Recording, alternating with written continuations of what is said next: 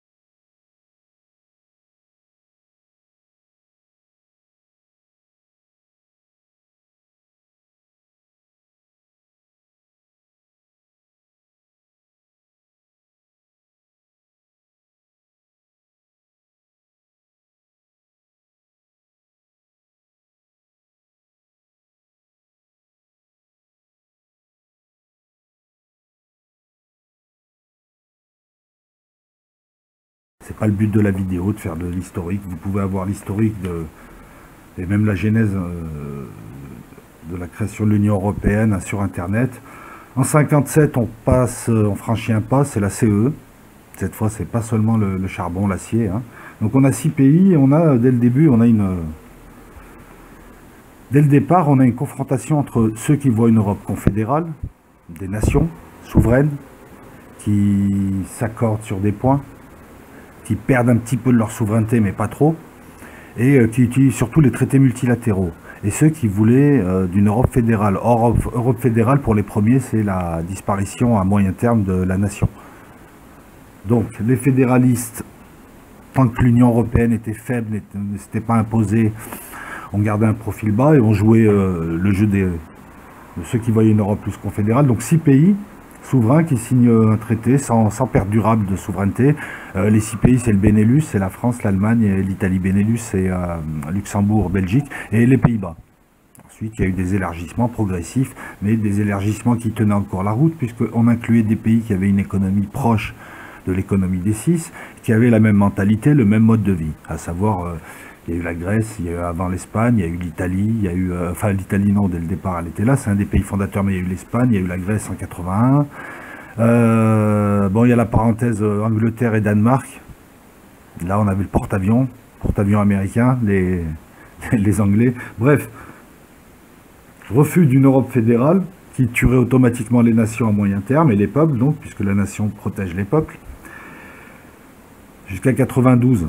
C'est ça qui est intéressant. Alors, juste une chose, on nous a vendu aussi à ce moment-là l'Europe comme étant le concurrent des deux gros, la Russie et les USA, que l'Europe allait être leur concurrent, qu'on allait être indépendant, patati, patata, un gros pipeau. Puisque, on le sait maintenant, l'Europe est une inspiration américaine, que la CIA a beaucoup contribué, que les parrains, les fondateurs de l'Europe, de Gasperi, tout ça, étaient tenus par les Américains. Elle est où l'indépendance? On voit que la plupart du personnel de la classe politique de tous les pays est pro-européenne et beaucoup ont des contacts avec les Américains, notamment par le biais de think tank, de sociétés qui les emploient. Les young leaders, par exemple, des jeunes femmes et des jeunes hommes qu'on aide à monter en politique et au préalable dont on s'est assuré la loyauté. Vous voyez? Donc nous vendre cette idée. Il y a récemment une ministre de la Défense, je crois que c'est l'avant-dernière là qui a sauté. Elle était salariée par une société américaine et elle est pro-européenne. Si l'Europe était destinée à être une concurrente des USA et de la Russie, on ne verrait pas tout ça. Là, ce qu'on voit, c'est l'inverse. C'est que l'Europe est devenue un ensemble de colonies américaines, inféodées au dollar, à l'OTAN, à la politique américaine. Et c'est ni plus ni moins voilà, qu'un outil du nouvel ordre mondial, du mondialisme que décrit Pierre Hillard, entre autres. Alors l'Europe, voilà. Petit à petit, on a aussi vu quoi? Que toute personne, toute contradiction à cette vision fédéraliste de l'Europe était plus ou moins écartée. Après Maastricht, c'était open bar. Hein. On a progressivement, donc on a gangréné les classes politiques, puisque c'est elles qui allaient fournir les technocrates et les pseudo-élus en Europe. On a gangréné l'exécutif, les exécutifs nationaux. On a gangréné la presse, qui est devenue pro-européenne, et qui interdisait toute contradiction. C'était simple, si vous êtes leader, c'est toujours aussi simple. Si vous êtes contre l'Europe qui vous vendent et qui vous décrivent comme la seule Europe possible, c'est que vous êtes d'extrême droite, c'est comme ça. Il y a ceux qui parlent des sionistes, il y a ceux qui traitent tout le monde d'antisémite, genre BHL, et il y a ceux qui te traitent d'extrême droite dès que tu n'es pas d'accord avec eux. Voilà. L'Europe, on l'a imposée dans les écoles, on n'impose aucune contradiction, et on veut nous vendre maintenant, depuis 92, cette putain d'Europe fédérale, en nous faisant croire qu'il n'y a pas d'autre issue possible, et que les gens qui ne veulent pas de cette Europe fédérale sont contre l'idée d'Europe, de rapprochement des peuples de paix, alors que c'est pas vrai. C'est pas vrai. C'est une mise à mort lente et progressive qui peut durer 3/4 d'un siècle, hein, puisque là, il ne reste plus rien, je veux dire, des pays. Un pays, c'est une souveraineté, c'est des pouvoirs régaliens. Ils sont où les pouvoirs régaliens? On va voir que les pays qui sont dans l'Union européenne n'ont plus de pouvoirs régaliens. Ils ne sont de pays que le nom. Ils ont 3-4 pouvoirs, c'est tout. Voilà, c'est pour ça, lorsqu'on me dit, ouais, les élections sont truquées, il faut arrêter. Les élections sont un outil de ce système. Ils légitiment, ils valident tout ce qu'ils font. Macron, il te dit, bah moi j'ai été élu, et il a raison. Donc, truquer des élections, c'est une vue à court terme. Parce que si tu te fais attraper, tu perds toute la légitimité qui te reste. C'est-à-dire pas grand-chose, puisque petit à petit, les gens, d'ailleurs les gens sont schizophrènes, ils se défient des hommes politiques, mais ils les laissent faire, ou ils approuvent. Voilà, ça aussi, c'est un mystère, un grand mystère. Hein, à croire qu'il y a un type qui a balancé de la poudre de perlimpinpin au-dessus de tout le monde et il a endormi tout le monde. Non, pas besoin de truquer les élections. C'est simple. Une bonne constitution, tu as un cadre, une grande prison. Après, une fois que tu es à l'intérieur, c'est fini. Après, tu as les petites prisons, la propagande, les pressions, qu'est-ce qu'il y a? Enfin, il y a tout un tas de choses, quoi, qui te sont opposées. Mais dès que tu acceptes la constitution, tu rentres dans une certaine prison. Voilà pourquoi eux, ils travaillent en amont, ils ne travaillent pas sur les élections. Ils verrouillent avec des constitutions. On va voir que l'Europe, l'Union européenne telle qu'elle est à l'heure actuelle, c'est une Russie occidentale. C'est une URSS, je m'excuse pour les Russes, occidentale. C'est une URSS occidentale, ni plus ni moins, qu'elle n'a aucune légitimité. Et ça, il suffit de lire leur constitution. Personne ne la lit vraiment, parce que le droit européen est un droit rebutant, austère, très technique, très compliqué, même pour les spécialistes. Je ne vous parle pas de l'acte unique en 85, tout ça. Non, en 92, on a senti vraiment qu'on changeait d'Europe. Que là, ils se dévoilaient, ils étaient suffisamment puissants, ils avaient suffisamment gangréné la classe politique, les médias, tout ce qui pouvait s'opposer à eux, pour cette fois montrer leur vrai visage. On a eu le traité de Maastricht, qui est passé de très peu, qui imposait l'euro. Donc la perte du dernier pouvoir régalien qu'avait une nation, le pouvoir de battre monnaie, de contrôler sa monnaie. Il est important, ce pouvoir. Si tu as le pouvoir de contrôler ta monnaie, tu peux jouer, tu as un levier sur l'économie.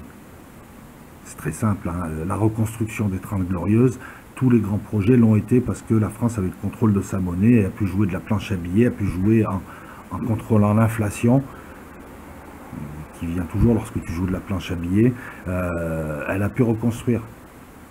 Là, on a l'Europe qui l'empêche et la fameuse loi de 73, parce qu'il n'y a rien de fait par hasard. L'OTAN, les régions, tout est mis en place progressivement et c'est à la fin seulement qu'il y a un mouvement. Et on est à la fin et on voit le mouvement de tout le monde. La loi de 73, par exemple, donc la loi de 73 forçait tous les États à emprunter sur les marchés privés, donc avec un taux d'intérêt, et donc d'avoir une dette, au lieu de faire comme avant, c'est-à-dire juste de créer de la monnaie locale, qu'elle retire ensuite de sa masse monétaire à un moment donné, progressivement. À un moment donné, donc il n'y avait pas de dette, on nous a imposé une dette illégitime. Alors attention, toute la dette de la France n'est pas illégitime, puisqu'il y a pas mal de dettes qui sont des créances dues notamment aux gens, qui ont des obligations, qui ont voilà. Mais les dettes illégitimes dont on parle, nous, ce sont les dettes consécutifs aux emprunts sur les marchés privés depuis la loi de 73, qui font que maintenant tous les pays sont aussi, vous voyez, c'est un lien de vampire, hein, sont aussi tenus par une dette illégitime, dette dont on ne pourra jamais payer le capital, et ça les arrange, puisque ce qui les intéresse, c'est tant qu'il y a le capital, il y a des intérêts à payer. Les intérêts sont importants, c'est le premier poste budgétaire en France, le service de la dette, l'équivalent de l'impôt sur le revenu, en gros l'impôt sur le revenu des Français, tout ce que tu gagnes chaque année te sert à payer une dette illégitime. Bah en 92, c'est pire, t'as plus d'argent, t'as plus de francs, c'est l'euro, c'est la BCE qui décide de tout. Des volumes, des masses, c'est la BCE. En fait, ils ont créé pour faire simple, ils ont créé un euro qui n'arrangeait que l'Allemagne. Allemagne qui a déjà son petit marché intérieur à l'Est. Et là, avec l'euro, donc voilà, c'était un nouveau Deutschmark, quoi. Donc là, on est passé vraiment à la vitesse supérieure, perte de pouvoir régalien, oui, bien sûr, et puis des pouvoirs de l'Union européenne qui s'étendent, alors on a des compétitions. À l'époque, on parlait de 3 piliers nationaux, internationaux, enfin 3 piliers qui fondaient l'Union européenne. Après 2009, on va voir avec le traité de Lisbonne, ils vont un petit peu changer tout ça, mais il y a un domaine à compétence exclusive. En gros, l'Europe s'approprie des pouvoirs les plus importants, ne laissant aux États que des pouvoirs mineurs, ou une intervention partagée sur certains pouvoirs importants, mais pas plus. Là encore, perte politique, perte du pouvoir politique, il reste quoi aux États? Une armée, non, c'est l'OTAN. L'armée, elle a été détruite de l'intérieur. Progressivement, les coupes budgétaires, les réductions, etc., etc. Il faut de l'argent pour avoir une armée sophistiquée. Et puis je parle pas des opérations bidons pour l'OTAN, les projections un peu partout. Ils créent des djihadistes, toi t'y vas, chercher Charlie. Donc l'armée non, la monnaie non, le pouvoir économique non, le commerce non, il reste rien. Il reste rien. On vit dans des semblants de pays, c'est des squelettes de pays. Tout a été donné à l'Union européenne, surtout depuis 2009. Donc voilà, donc en 92, on a aussi le retour avec Sarkozy dans l'OTAN. Ça y contribue. On a à côté en parallèle la création d'autres blocs, l'ASEAN, l'ALENA, etc. Et là, l'idée, elle est simple, hein. La région et l'Europe font la pince sur la coquination, la font disparaître. La région, qui est une création à l'heure actuelle qui n'a pas de sens, puisqu'on a 6 super régions avec des noms qui ont été, enfin on a rebaptisé pour enlever toute ce qui restait encore de légitimité historique, légitimité culturelle à une région. Ces régions disparaîtront ou resteront un échelon, comment on dit, un échelon administratif, technique. Et quant au bloc UE, eh ben, il va se rattacher au bloc, on le voit avec le TAFTA hein, déjà. Ce qu'ils veulent faire, ils vont le rattacher au bloc nord-américain, il y aura des rattachements de blocs, et à la fin on arrivera à un gros bloc planétaire, le nouvel ordre mondial. Vous voyez, une histoire qui a commencé au 18e avec la création des USA et la Révolution. À l'époque, ils ont créé la nation pour détruire la royauté, pour détruire l'histoire d'un peuple, voilà. En fait, ils créent à chaque fois quelque chose qui sera détruit ensuite. Et ce quelque chose leur sert à détruire quelque chose qu'il y avait avant. Et petit à petit, ils ont dissous. Le truc, c'est qu'ils veulent rendre tout le monde amnésique. Ils veulent faire le gros métissage de force, des cultures, des gens. Pour avoir un produit unique, c'est plus simple. On l'a vu en publicité. Hein. Moi, j'ai connu l'époque où il y avait des publicités ciblées par pays. Et puis j'ai vu arriver l'époque de la publicité américaine, où on voyait bien que ça se passait aux USA. Le doublage était pourri, et cette publicité était imposée au monde entier. L'uniformisation, le fascisme, le vrai. C'est ce qu'ils essayent de faire depuis Sumer. Il y a aussi une chose qu'on peut voir, hein, c'est que s'ils avaient vraiment voulu d'une Europe viable, concurrente, ils n'auraient pas élargi comme ça à des pays avec des économies pauvres et disparates, à des pays qui n'ont pas, historiquement, l'idée de l'Europe, c'était le Saint-Empire germanique, c'était les empires européens occidentaux.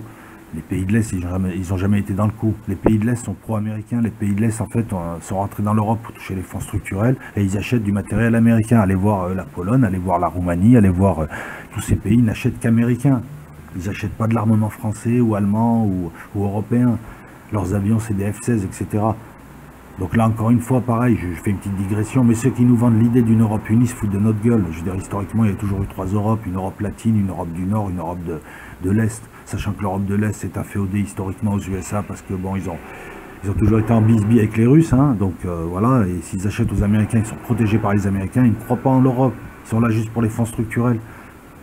Donc élargir comme ça à 28 pays avec des économies disparates, c'est juste opposer les peuples contre les peuples, les prolos contre les prolos, créer un dumping social et encore une fois diviser. Et puis la lourdeur du truc, comment décider à 28.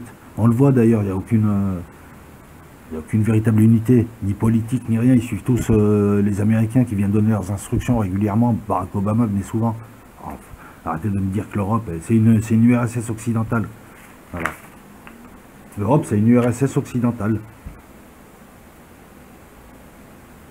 Alors, pour ceux qui me disent ça sert à rien de voter, pour ceux qui me disent je m'en fous de la politique, ça me saoule, c'est à cause de vous qu'on en est là. C'est tous vos renoncements successifs. Si les gens s'intéressaient à quelque chose d'aussi important que la politique, on n'aurait pas la société qu'on a à l'heure actuelle et on ne serait pas au bout, là, au bord du précipice. C'est vous qui avez favorisé ça.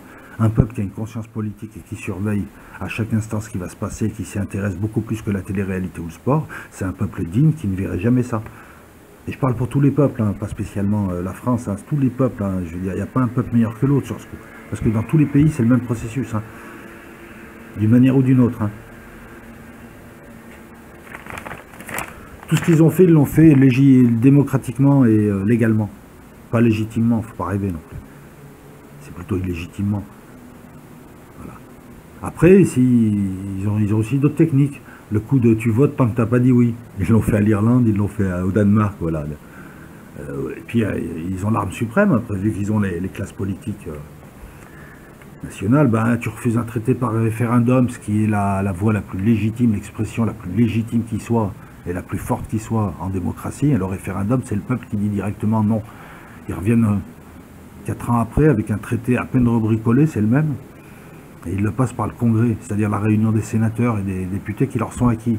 Et ça passe tranquille. Ça s'appelle un putsch politique, c'est pas dans l'esprit de la Constitution. C'est légal, mais c'est pas dans l'esprit. Le président de la République, de toute façon, tous les présidents sont avec eux, il est censé être garant de la Constitution. Ben non, c'est passé, traité de Lisbonne. Et on est dirigé depuis 2009 par le traité de Lisbonne. Donc, le diable est dans le détail, ben, il suffit de lire la Constitution pour voir qu'on se fout de notre gueule, que c'est pas démocratique. Alors, propagande, classe politique tenue par des dossiers, par un train de vie, parce que s'il fait bon d'être européen, je vous promets, hein, il fait très très bon. Les gars qui rentrent là-bas, vu comme ils sont payés, tous les trucs, tous les avantages auxquels ils ont droit, je vous promets que, là aussi, hein, c'est simple, hein, tu as le choix. Soit on t'aide à monter en politique, tu vas en croquer à mort, tu peux aller loin, et tu as juste à dire je suis pour l'Europe, soit tu es contre et tu montes pas en politique, tu es tricard, tu es d'extrême droite, bien évidemment, tu es complotiste aussi, enfin bon, toute la panoplie, et voilà. Donc en France, on a déjà tous les gens qui se disent gaullistes en France et sont pro-européens prennent les gens pour des cons, ils trahissent le général de Gaulle tous les jours, puisque le général de Gaulle était contre cette Europe fédérale, il voulait une Europe confédérale, première chose.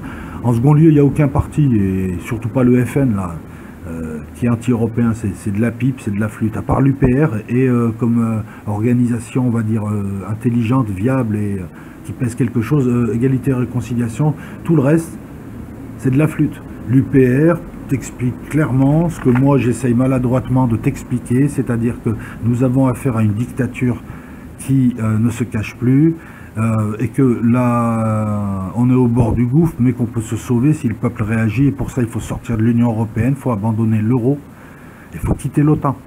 Et à partir de là, tout ira mieux. Et c'est possible. Contrairement à ce qu'on nous fait croire, c'est possible. Alors, avant d'exprimer, parce que c'est bien de critiquer, mais je proposerai ensuite, c'est très simple comment en sortir. C'est très très simple.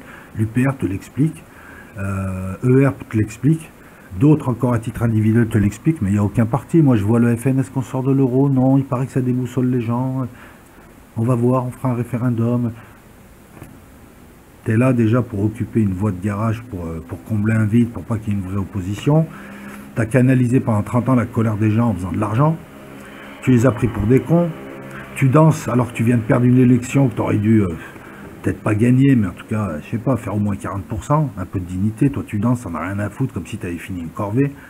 Viens pas nous parler de patriotisme, hein.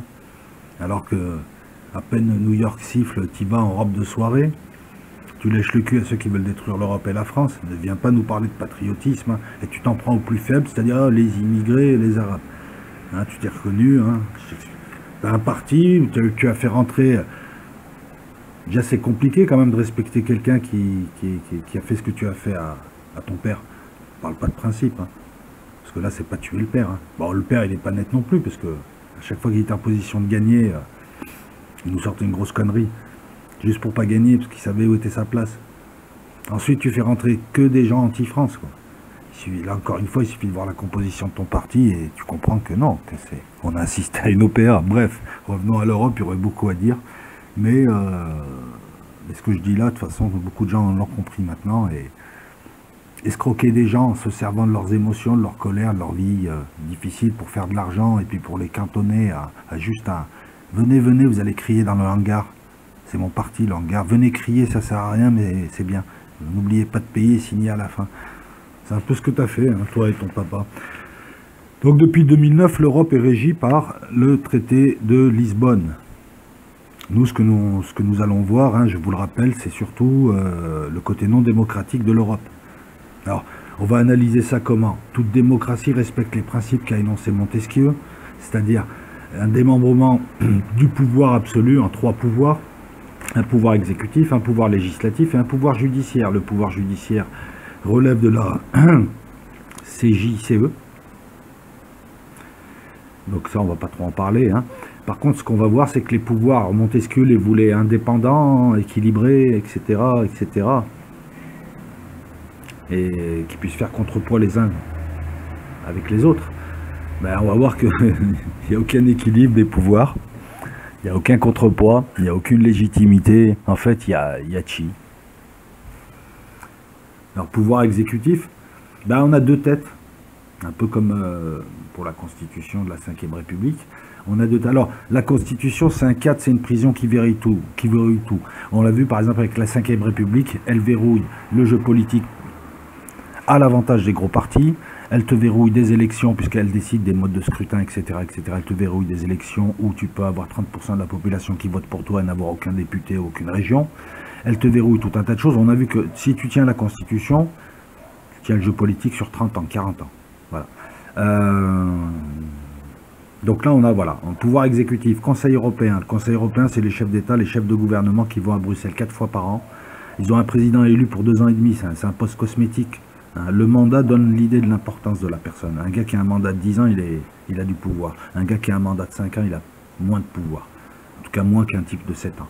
Parce qu'il y a un an, il y a au moins 2 ans où il va faire que de la politique, il va se représenter, il va être prudent, etc., etc. Donc il n'appliquera pas son programme. Bref, lorsque tu réduis le mandat de quelqu'un ou tu lui donnes un mandat court, tu l'affaiblis.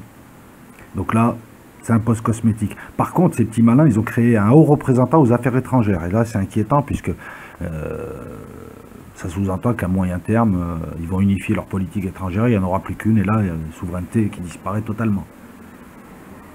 Il restait quoi? Il va rester les alliances françaises pour faire de la diplomatie française.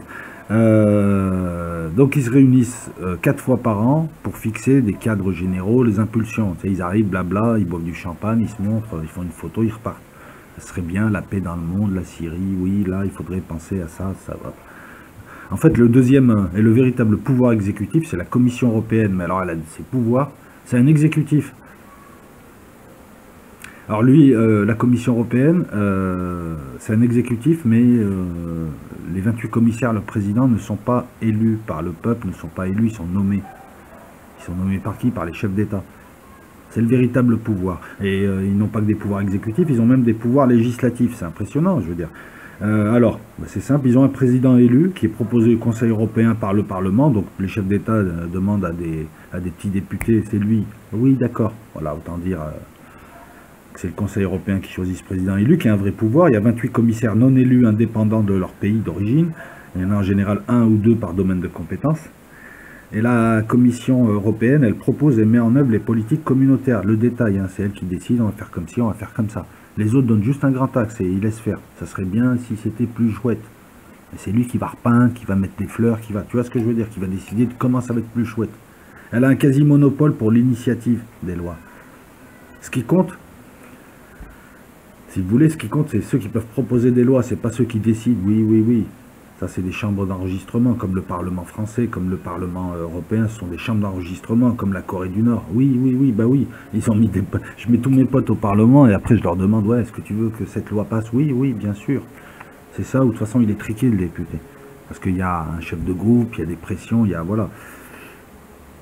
Elle a un quasi-monopole donc pour l'initiative dans le domaine des compétences exclusives de l'Union européenne, qui sont des compétences importantes. C'est le commerce extra-européen, la politique de sécurité commune. Vous voyez le genre de choses, l'union monétaire, l'union douanière, que les trucs importants. Là, la Commission européenne, elle a le monopole pour proposer des lois qui seront votées de toute façon, parce qu'en général, avant de les proposer, ils en discutent tous entre eux, hein, tous les organes, tout ça. Donc, quand ils proposent quelque chose, ils savent si ça va passer ou pas, et en général, ça passe. Sinon, ils ne proposent pas. Hein. Ils savent comment faire. Hein. Ils évitent des refus publics.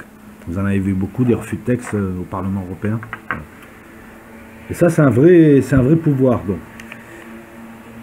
Elle est responsable devant le Parlement, qui, pour la destituer, doit voter aux 2/3, autant dire jamais.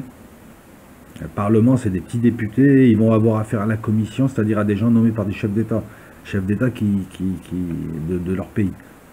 Vous les voyez, enfin, la Commission européenne, pour qu'elle soit destituée, subtil, hein, comme dirait Mosinor.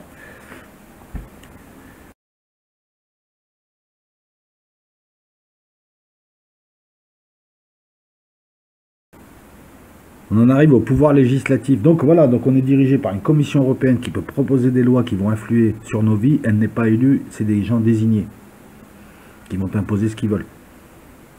Et toi, tu as juste le petit parlement pour leur opposer au moment du passage de la loi ton refus.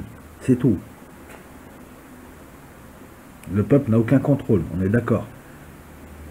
Nous, on a quoi? Nous, on a un président de la République qui est élu quand même. Après, il nomme un Premier ministre, comme là un petit peu, mais... Enfin, je sais pas, l'initiative de la loi en plus. Alors que normalement, elle devrait être conjointe avec le Parlement. On va voir que le Parlement a un pouvoir législatif, un minuscule pouvoir, et le minuscule pouvoir qu'il a, en fait, il est grignoté par le Conseil des ministres de l'Union européenne, qui est... Alors, on a deux pouvoirs législatifs, comme on pourrait avoir l'Assemblée et le Sénat, sauf que là, le Conseil des ministres de l'Union européenne n'a aucune autre utilité que celle d'encadrer le Parlement, notamment lors d'une procédure conjointe du vote de la loi. Hein. Il y a une procédure conjointe, il donne son avis, donc il est juste là pour l'encadrer sur le côté. Tu as la commission au-dessus, tu as les députés nationaux d'un côté, les chefs de l'État, et de l'autre côté, tu as le Conseil des ministres de l'Union européenne. Le pire, c'est qu'il est censé être pouvoir législatif, donc adopter des lois, et en même temps, il gère la politique étrangère et de sécurité commune. Ça, c'est un rôle exécutif, je comprends pas bien... À moins de m'être planté, je vois pas trop là, parce que là il y a une grosse incohérence, quoi. Il a deux pouvoirs, lui. Le Conseil des ministres de l'Union européenne a deux pouvoirs. Alors, il réunit les ministres concernés, présidés par le ministre des Affaires étrangères de chaque État, donc une tournante hein, pour 6 mois, et il ressemble plus à un conseil de surveillance qu'à un Sénat. Voilà.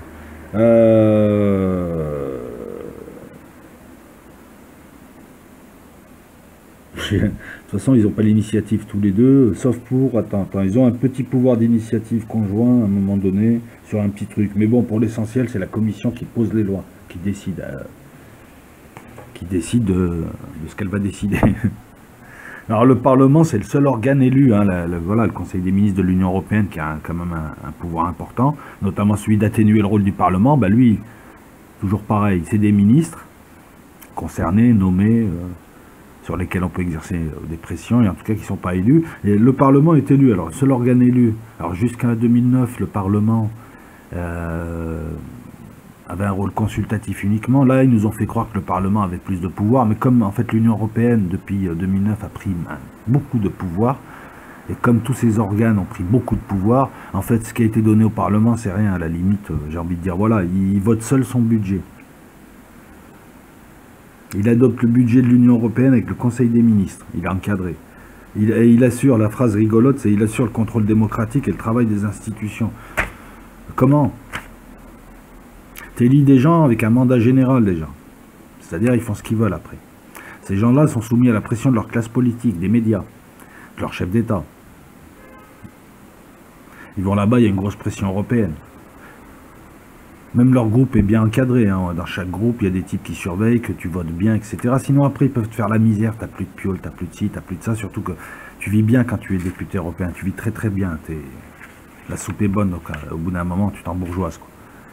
Est-ce que tu penses que ces types-là vont destituer la commission, vont demander autre chose? Je veux dire, est-ce que c'est quoi le contrôle du peuple sur tout ça? Un droit hyper abscon, des textes que tu ne retrouves pas et très compliqués, des domaines de compétences, on va le voir, qui sont à peine définis, des organes qui ne sont pas élus, qui décident pour toi. On s'aperçoit qu'il y a une grosse pression américaine puisque les Américains contrôlent l'Europe. Donc finalement, tu étais contrôlé par les USA. Elle est où la démocratie là-dedans? Franchement, ils arrêtent de nous prendre pour des cons. Tu devrais voter pour un président européen, tu devrais avoir un parlement fort, omniprésent, qui a un véritable contre-pouvoir. Tu devrais avoir, je sais pas, des gens aussi qui s'intéressent un petit peu aux textes qui passent, puisque 2 ans après, ils se les prennent dans la tête. Ben, on n'a pas ça. La démocratie, c'est le pouvoir du peuple, et un pouvoir qui est donné à un peuple libre et éclairé. Le peuple ne veut même pas s'éclairer. Elle est où la démocratie? Même en Russie, il y avait, enfin, je sais pas, j'ai l'impression de voir l'URSS. Quand je dis Russie, c'est URSS, excusez-moi. Vous voyez, la commission à l'initiative et la mise en œuvre des lois, elle peut aussi légiférer dans certains cas, mais c'est n'importe quoi. Une commission qui a un pouvoir exécutif et législatif, qui est omniprésente surtout. Un conseil des ministres européens qui a aussi un pouvoir exécutif et un pouvoir législatif. Elle est où la séparation des pouvoirs? Le diable est dans les détails. Avec tes 4 neurones, tu fais un peu de droit constitutionnel, tu t'intéresses, tu regardes, tu dis, mais on nous prend pour des cons, ils ne respectent même pas les principes de la démocratie tels que les énonçait Montesquieu. Le Parlement, c'est un Parlement de Corée du Nord, c'est un Parlement à Libye, il n'a aucun pouvoir d'initiative directe, il est juste là, il a un droit de veto, il peut poser des amendements. Le droit de veto, pour qu'il l'exerce, il faudrait, je ne sais pas, un jour de pleine lune avec un vent force 10, avec 2 tremblements de terre à côté et un chat qui passe. Et là, tu peux l'exercer. Voilà, tu vois, c'est le pouvoir du Parlement. Mais depuis Lisbonne, on a 21 domaines où le Parlement ne peut avoir d'initiative législative, voilà. Dont certains, parce qu'il peut proposer des choses, mais sur des points mineurs, dont certains très importants. La politique étrangère et de sécurité commune, la fiscalité et le pouvoir monétaire qui a été donné à la BCE, Banque Centrale Européenne. Ces domaines ne sont pas définis par liste, mais au cas par cas, par Conseil des ministres de l'Union européenne, pour savoir si le Parlement doit être consulté ou pas. En plus, voilà, on ne les définit même pas par la loi, on ne les fixe même pas, c'est... non, peut-être que oui, peut-être que non. Ils ont des compétences partagées. Alors, c'est pareil, l'Union européenne, elle a des domaines de compétences exclusives. Là, c'est tous les pouvoirs régaliens des États qu'ils ont pris au fur et à mesure. Hein, ils ont sucé le truc, hein, ils ont aspiré. Certains accords internes de l'UE, le commerce extra-communautaire, l'union douanière, les règles de concurrence, l'union économique et monétaire. Ils ont des compétences qui répondent au principe de complémentarité avec les États, je pense. Si tu n'interviens pas, j'interviens. C'était l'ancienne subsidiarité, je crois, je ne suis pas sûr. Et des compétences partagées avec les États, le marché commun, la politique sociale, la politique régionale, qui elle-même est donnée à la région. Que reste-t-il à l'État? Au carrefour, il dirige le flux des voitures, c'est tout. Voilà, donc non, mais il n'y a pas besoin de continuer, parce que de toute manière, le diable est dans les détails, on vient d'en avoir une partie. Qu'est-ce que je peux rajouter? C'est simple, hein, voilà, mondialisme, se sert de l'Union européenne pour tuer la nation, elle-même crée un complice, la région qui ne correspond plus, alors je me suis trompé, je pense, lorsque j'étais en extérieur, en disant que les départements venaient des rois, non, à l'époque féodale, lorsqu'il y avait un roi, il y avait des provinces qui avaient une légitimité historique. Ensuite, Napoléon est arrivé et a installé le département pour tuer cette légitimité. Vous voyez, hein, il suffit de se servir de l'histoire pour voir que l'Europe fait la même chose. Il a créé le département, le fameux damier sur les cartes de Pierre Hillard. Allez voir son atlas du mondialisme. Les départements, il a mis des préfets, des intendants. Bon, les départements existent maintenant, ont une légitimité technique, pas forcément historique. Hein. On a découpé des provinces comme le Vivarais, on en a fait l'Ardèche, l'Isère. L'Isère, il y a une moitié qui était le Dauphiné. Vous voyez bon. Lorsque l'Union européenne est arrivée, elle a recréé les régions Elle a joué un peu sur les provinces, mais ça ne correspondait pas. Là, depuis, on a 6 super régions, et puis on les a débaptisées, certaines. Le Nord est devenu les Hauts-de-France. Bah, en débaptisant, on enlève aussi une légitimité historique. Hein. Le Nord, c'était quand même, c'est plus qu'une direction géographique. C'est une histoire, c'est une population, c'est une culture. Bah, en enlevant et en mettant les Hauts-de-France, ça ne veut pas rien dire. Donc, les régions, on les a recréées pour tuer les nations en faisant jouer le régionalisme, la culture, tout ça. Alors que c'est pas vrai, c'est un alibi. Mais ensuite, elles seront amenées à disparaître ou alors elles resteront des zones techniques. Donc voilà, l'Union européenne tue à court terme la nation. Je vais la faire simple. On n'est pas loin de ne plus exister parce que je viens de vous montrer que l'État n'avait quasiment plus de pouvoir régalien. Il a juste un pouvoir réglementaire, on va dire. Une population amnésique, insomniaque ou insouciante, hein. Qu'est-ce qu'il reste à faire? On a une armée dirigée par des lopettes, des pépés. Oh, ma retraite, non, ne la touche pas. Si tu fais des coupes budgétaires, je démissionne, il démissionne pas. La police, au niveau, est gangrénée. Elle n'est pas pro-européenne, elle est gangrénée. J'en dis pas plus, mais bon, bref. J'ai toujours dit que les services de sécurité et de renseignement étaient gangrénés. Et pas par les amis de la France, donc ils me font rigoler, ils sont... Voilà. De toute manière, ni l'armée ni la police n'a voulu prendre ses responsabilités, trop légaliste, alors que là, on a un putsch qui dure depuis 50 ans et carrément une disparition de pays, une destruction de pays, une destruction de continent, puisque c'est eschatologiquement ce qui est prévu. Voilà, ils sont en train d'insister un petit peu depuis 10 ans, les flux migratoires ont explosé, maintenant c'est les migrants, demain je ne sais pas ce que ça sera, la guerre peut-être, ils vont tout faire. Qu'est-ce qu'on peut faire?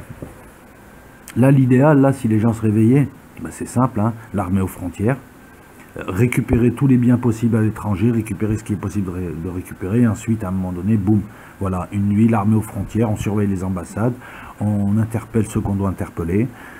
Oui, c'est un coup d'État, oui, c'est pas pour faire une soirée, soirée merguez. Ensuite, tu dis à l'UE, allez vous faire foutre, on sort de l'UE, on sort de l'euro. Auparavant, on a un peu préparé des machines, des presses pour...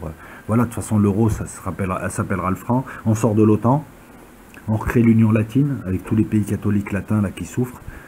La Grèce, le Portugal, l'Espagne, l'Italie. Je pense que la Belgique rejoindrait, beaucoup de pays rejoindraient. Pourquoi créer une Union latine et un marché méditerranéen? C'est parce que de l'autre côté, ça va attaquer sec sur les marchés financiers, et puis ça va aussi couper les approvisionnements, enfin il y aura tout un tas de choses. Donc pour pas manquer d'approvisionnement, de pétrole, de gaz, en face il y a l'Algérie, l'huile, il y a l'Espagne, enfin bref, il y a tout ça, et l'Europe s'écroulera. Et nous on quittera un petit peu, on aura cassé les chaînes, quoi. La dette, c'est simple, il y a une partie de la dette qui est légitime, donc l'abolition de la loi de 73 en disant au club de, je crois que c'est le club de Londres, hein, les investisseurs privés, c'est-à-dire les banques, allez vous faire enculer. Je ne vous paye pas votre dette. Alors excusez-moi d'être vulgaire, mais la dette en elle-même, elle est vulgaire, quoi. Je vous dis, c'est...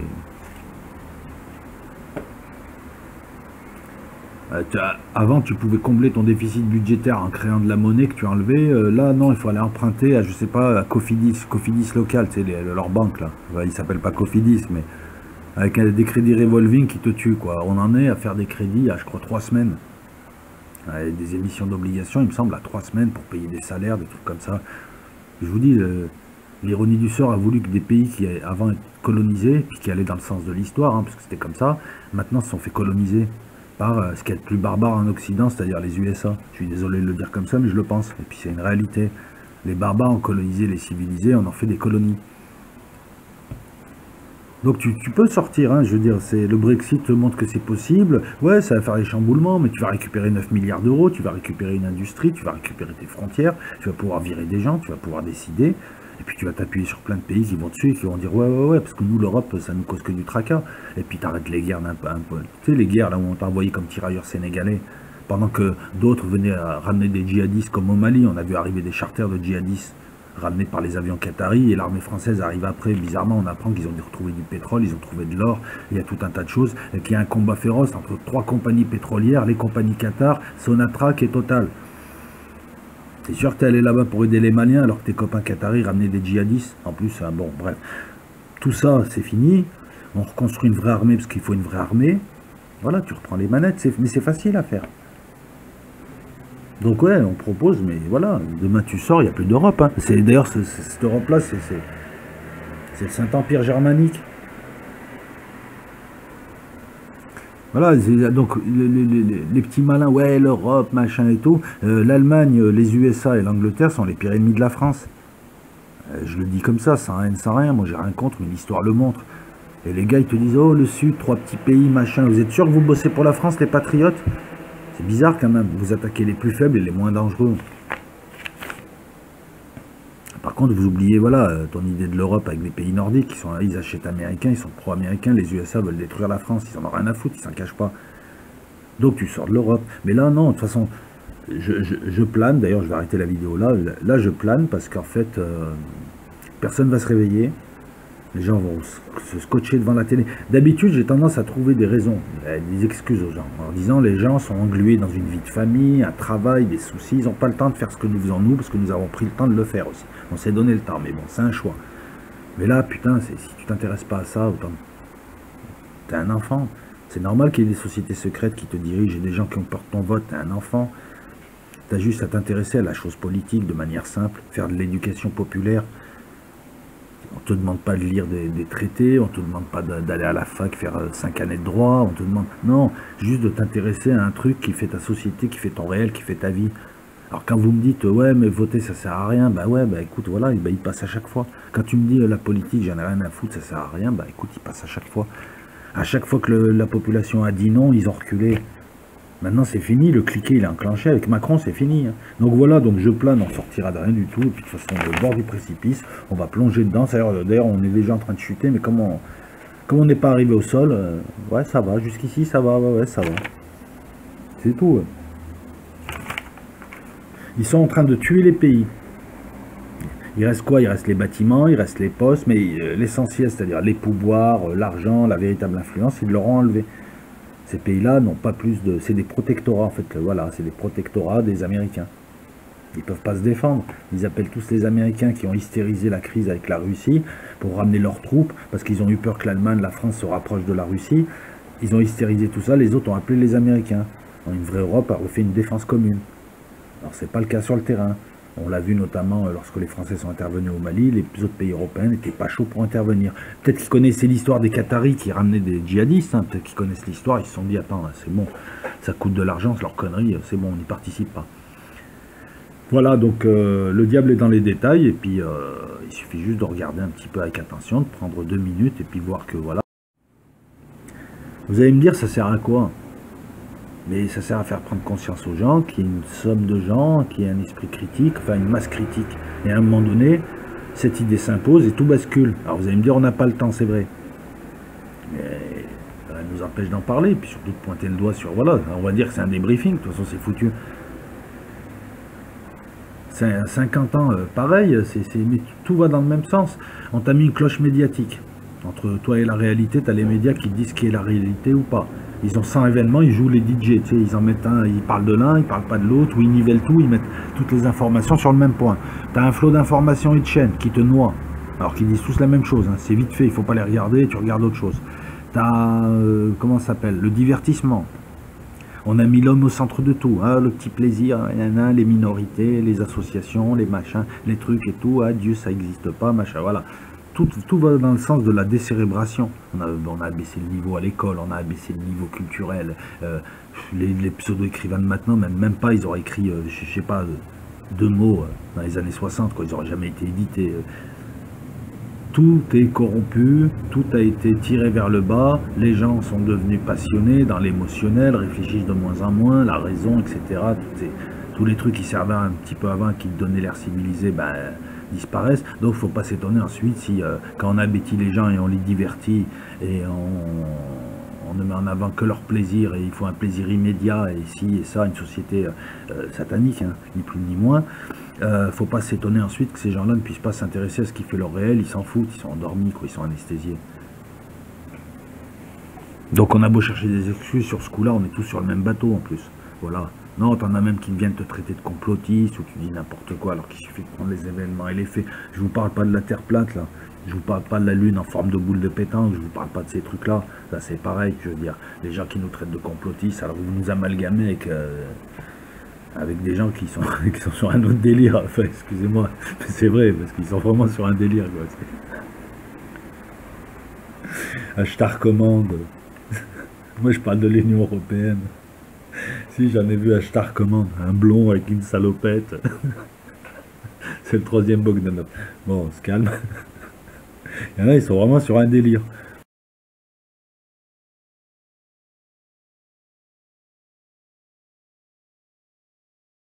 Et vous, vous arrivez, vous nous traitez de complotistes. Moi, je vous dis juste, si vous aviez fait un peu de politique, ce qu'ont fait toujours, ce qu'ont toujours fait les peuples, décider de leur destinée. La politique, c'est la gestion de la cité. Vous aurez vu que l'Union Européenne est en train de nous entuber, excusez-moi, depuis 92, qu'elle ne s'en cache pas, et en plus, elle va te dire quoi? Regarde, t'as voté.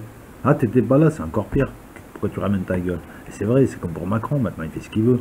D'ailleurs, vous avez vu que Macron, comment dire?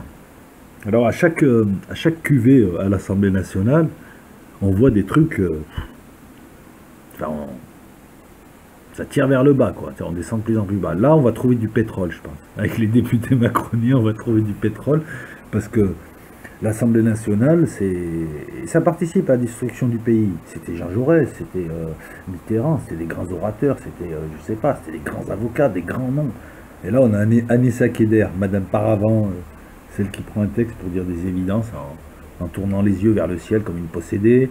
On a Mémère qui boit du champagne, elle est contente, elle veut de la blanquette. On a des types, on dirait des BTS force de vente, des nanas, enfin bon, bref.